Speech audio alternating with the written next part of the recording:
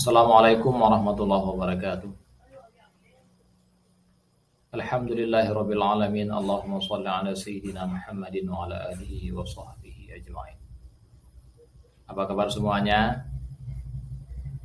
Alhamdulillah, mudah-mudahan kita selalu dalam lindungan Allah Subhanahu wa taala, tidak kurang dari suatu apapun.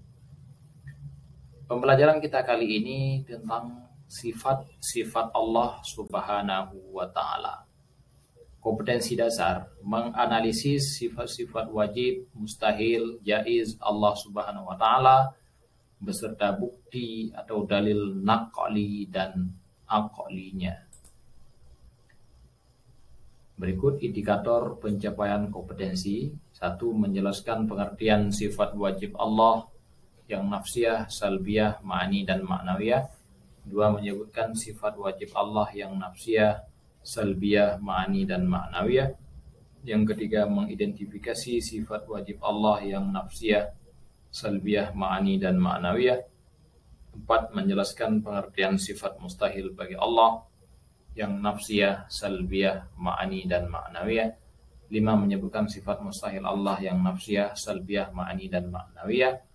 Yang keenam, mengidentifikasi sifat mustahil Allah yang nafsiyah, salbiyah, ma'ani dan ma'nawiyah.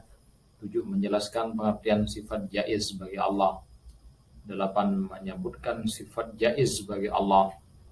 9. Menunjukkan dalil tentang sifat wajib, mustahil yang nafsiyah, salbiyah, ma'ani dan ma'nawiyah, serta sifat jaiz Allah Subhanahu wa ta'ala.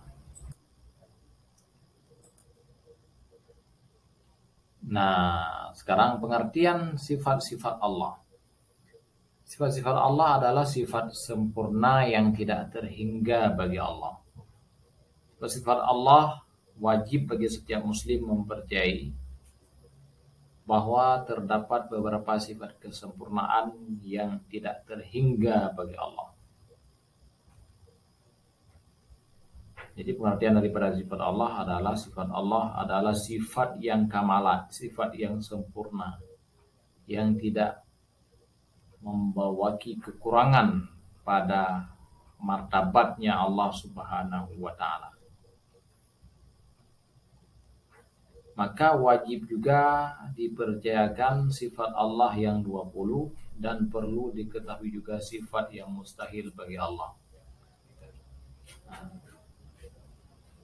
Wajib bagi setiap muslim yang telah akil, baligh, yang telah mukallaf untuk mengetahui sifat Allah yang 20. Bukan bermakna Allah cuma memiliki 20 sifat. Kan tetapi mengetahui yang 20 ini cukup atau memadai untuk mengenal sifat-sifat Allah yang kamalat, sifat-sifat Allah yang tidak terhingga banyaknya, serta mengetahui yang mustahil dan yang jaiz bagi Allah Subhanahu wa ta'ala. Berikutnya sifat Allah terbahagi 3, yaitu sifat wajib bagi Allah, sifat mustahil bagi Allah, dan sifat jaiz bagi Allah Subhanahu wa ta'ala. Jadi oleh karenanya manakala disebut sifat wajib berdasarkan wajib pada pembahasan ilmu tauhid atau ilmu usuluddin, wajib di sini adalah wajib berdasarkan hukum akli, wajib berdasarkan teori hukum akal, bukan wajib syar'i. Wajib syar'i adalah manakala dikerjakan mendapatkan pahala dan manakala ditinggalkan yaitu mendapatkan dosa atau diazab oleh Allah Subhanahu wa ta'ala. Jadi di sini wajib di sini lain lagi. Ini yang dimaksud adalah wajib berdasarkan teori hukum akal. Hukum akli rinciannya 1 wajib. Jadi hukum akli terbagi 3. Yang pertama wajib. Apa itu wajib? Wajib adalah sesuatu yang tidak ditemukan oleh akal tiadanya. Sebaliknya ditemukan mesti adanya. Jadi wajib berdasarkan hukum akal, sesuatu yang tidak diterima oleh akal kepada tiadanya. Sama dengan mesti adanya. Contoh, wujudnya Allah. Adanya Allah Subhanahu wa ta'ala. Jadi adanya Allah Subhanahu wa ta'ala mustahil oleh akal ini untuk menolaknya. Sebab kenapa? Karena sudah dapat melihat keberadaannya alam. Adanya langit dan bumi, adanya makhluk antara langit dan bumi, itu menunjukkan kepada adanya Allah Subhanahu wa ta'ala. Allah sendiri yang menyebutkan dalam dalil naklinya dalam Al-Quranul Karim, Allahul ladzi khalaqas samawati wal arda wa ma bainahuma. Allah yang telah menjadikan 7 adalah langit dan bumi beserta isi antara kedua-duanya langit dan bumi. Sama dengan keberadaannya alam ini itu menjadi bukti tentang keadaannya Allah, adanya Allah Subhanahu wa ta'ala. Yang kedua adalah mustahil. Mustahil sesuatu yang tidak diterima oleh akal adanya. Sebaliknya ditemukan oleh akal tidak adanya. Contohnya ajzun pada Allah. Pengertian mustahil berdasarkan hukum akli, sesuatu yang tidak diterima oleh akal kepada adanya. Tidak diterima oleh akal kepada adanya. Contoh, ajzun, lemah pada Allah. Jadi kalau manakala disebutkan Allah itu lemah, itu mustahil. Tidak diterima oleh akal. Kenapa? Nah, jika Tuhan itu lemah, tidak akan pernah terjadi alam ini. Tidak akan pernah terjadi sesuatu yang ada di alam ini. Segala makhluk Allah yang telah diciptakan dengan begitu sempurna, ini semuanya tidak akan pernah ada jika Tuhan itu bersifat dengan sifat lemah. Sama dengan lemah pada Allah, bodoh pada Allah, dan mati pada Allah, itu semuanya adalah mustahil, tidak diterima oleh akal ini. Kemudian hukum akal yang ketiga adalah jaiz. Jaiz sesuatu yang ditemukan oleh akal adanya dan tiadanya secara silih berganti. Sehingga dalam kalimat Arab sering disebutkan fi'lu kulli mungkinin aw tarku. Mengerjakan tiap-tiap barang yang mungkin atau meninggalkan dia. Nah, contohnya menjadikan dan meniadakan alam ini. Sah menurut Allah Subhanahu wa ta'ala menjadikan alam, dan sah pula untuk meninggalkan dia. Jadi ini adalah pembahasan daripada atau pengertian daripada jaiz pada Allah.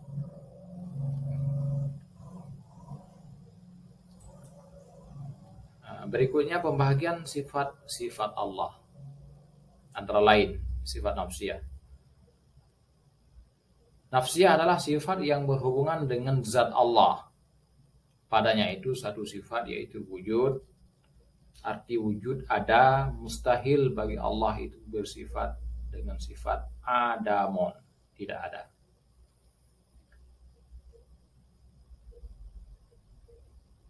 Mana dalilnya? Dalilnya dalam Al-Quran Allah menyebutkan Allahul ladzi khalaqas samawati wal arda wa ma bainahuma. Kalau berdasarkan teori hukum akal, sederhana sekali sebenarnya.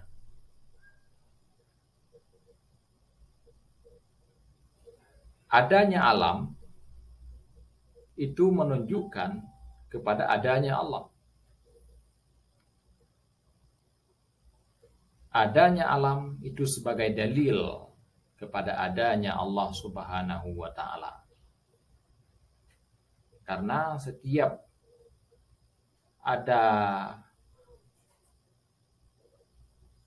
sesuatu yang ada, itu mesti ada yang menjadikan. Misalnya seperti kita melihat sebuah bangunan, seperti melihat sebuah rumah, sebuah bangunan yang telah terbangun adanya, dengan melihat bangunan tersebut itu oleh akal ini harus dapat diterima bahwa bangunan tersebut ada yang membuatnya atau ada yang menciptakan dia. Jadi begitu juga dengan melihat alam ini. Melihat alam ini yang begitu luas, langit tanpa tiang, bumi yang dihamparkan dengan begitu luas, itu menunjukkan kepada adanya yang menjadikan. Siapa yang menjadikan alam ini? Yang menjadikan alam ini adalah Allah Subhanahu wa Ta'ala dengan segala keagungannya, dengan segala kebesarannya. Yang kedua, sifat salbiyah. Sifat salbiyah adalah sifat yang menafikan segala hal yang tidak layak pada Allah Ta'ala. Padanya itu terdapat 5 sifat: qidam, baqa, mukhalafatuhu lil hawadis, qiyamuhu binafsi, dan wahdaniyah. Jadi pengertian daripada sifat salbiyah adalah menolak segala sifat-sifat yang tidak layak pada Allah Subhanahu wa Ta'ala, atau meniadakan segala hal-hal yang tidak layak pada Allah Subhanahu wa Ta'ala. Berikutnya sifat ma'ani. Yang ketiga sifat ma'ani. Ma'ani adalah sifat yang ada pada Allah dan sesuai dengan kesempurnaannya. Sifat tersebut tidak terlepas dari zatnya Allah Subhanahu wa Ta'ala. Padanya itu ada 7 sifat: kudrah, iradah, ilmu, hayah, sama, basar, dan kalam. Dan yang keempat, sifat ma'nawiyah. Ma'nawiyah adalah sifat yang berhubungan dengan sifat ma'ani. Padanya juga ada 7 sifat, yaitu qadiran, muridan, aliman, hayyan, sami'an, basiran, dan mutakalliman. Antara ma'ani dan ma'nawiyah ini kedua-duanya saling berlazim-laziman.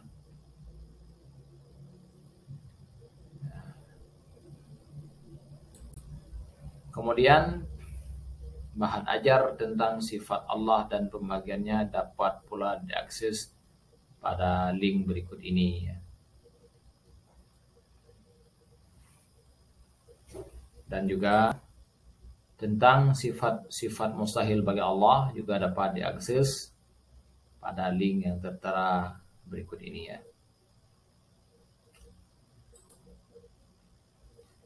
Ya, kemudian dapat dirangkum daripada materi kita pada hari ini bahwa pengertian daripada sifat Allah itu, sifat Allah adalah sifat yang kamalat, sifat yang sempurna, yang tidak membawa kekurangan pada kedudukannya Allah Subhanahu wa Ta'ala. Kemudian sifat Allah itu wajib diketahui oleh setiap mukallaf yang telah akil dan baligh.